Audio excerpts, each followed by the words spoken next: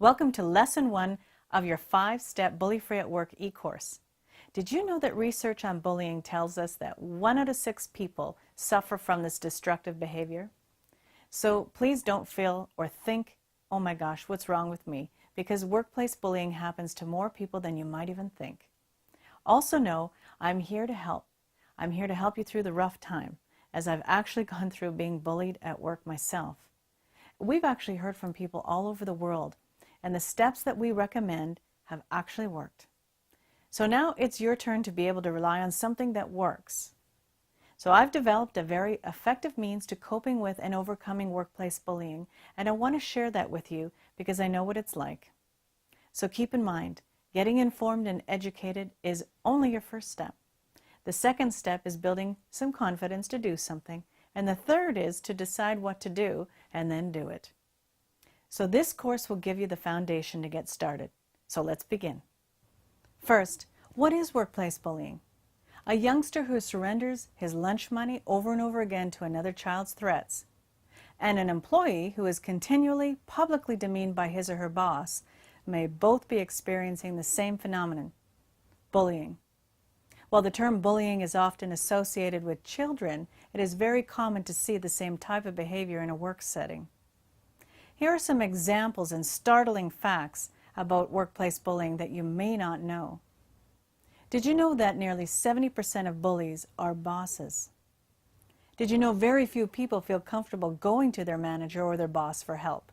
And if you think about it, if the bully is your boss, well, this makes sense. And did you know that most organizations do not have a policy in place with regard to workplace bullying? And if they do, it's not likely enforced. And why is that, by the way? Well, there are many reasons, one of which is education. People often do not even know what workplace bullying really is. And furthermore, if they do not even possess the leadership skills in order to prevent and stop it for good. So now we have to look at, well, what is the definition of workplace bullying and what can you do? Well, there's not an agreed upon definition worldwide, but the one that I like to use is this. Workplace bullying is deliberate, disrespectful, repeated behavior by one or more people directed toward the target, and it's always for the gratification of the bully. Whew. Well, I know that's a big sentence, so let's break it down so you can have a clearer understanding. First of all, the behavior that the bully uses is deliberate and it's premeditated. You see, the bully intends to hurt his or her target, and they are very focused. It's intentional and it is designed. So yes, a bully does know what they're doing, and their behavior should not be excused. Well, they were having a bad day, or it was just accidental. The next thing you might want to ask is, well, how do you know that the bully's behavior is deliberate? Well, here's how we know. If someone influential were to watch the bully, and the bully knew, you'd most likely find the bully on his or her best behavior, or carefully calculating their actions in order to justify and maintain their power position. You see, if it were accidental, the bully would act out even in front of their superiors. Secondly, bullying is disrespectful. The bully's behaviors consist of aggressive acts or passive-aggressive acts. For example, humiliation or intimidation, undermining. And these passive-aggressive actions are harder to detect. So here are some examples. Imagine scheduling surprise meetings in order to catch you off base. Or have you ever been in a meeting and the bully acknowledges everybody else except for you? Or how about when the bully pits you against your coworkers? One thing I'd like to be clear on, though, is that not all negative behavior is bullying. Some random actions, although hurtful, are not necessarily bullying, but would be more appropriately labeled as difficult behavior.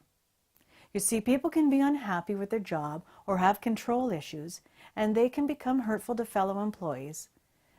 They might even spew their frustration on whomever is in range and perhaps regret it later on. You see, but if they're confronted with their shortcomings, they may acknowledge it and they may overact a little bit, and they might even apologize. But you see, in these scenarios, a difficult person is attempting to cope with having their own needs met rather than specifically and deliberately targeting another at that person's expense. And so this brings us to the third component of bullying. Workplace bullying behavior is repeated. You see, a difficult person may be disrespectful and they might even be deliberate.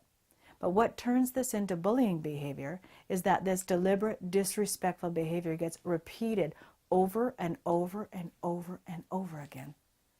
This all happens for the bully's gratification and their gain. The bully is not interested in win-win scenarios like respectful coworkers are. The bully is not concerned about you. They are out for 100% of their own gain. So let's recap. The definition of workplace bullying is this. It's deliberate, disrespectful, repeated behavior by one or more people directed toward the target for the gratification of the bully. This first step of defining bullying is essential so you can identify it in the workplace more easily. So congratulations, you've made it through the first step. Now that you know the definition, you might be wondering, well, how severely am I being bullied at work? You know, I was shocked when I found out how much I was in denial regarding my own bullying situation. In step 2, we're going to look at how do we help you answer this question? Am I being bullied at work, and to what degree? We'll walk through the Bully Free at Work self-test so you can measure your own situation at work.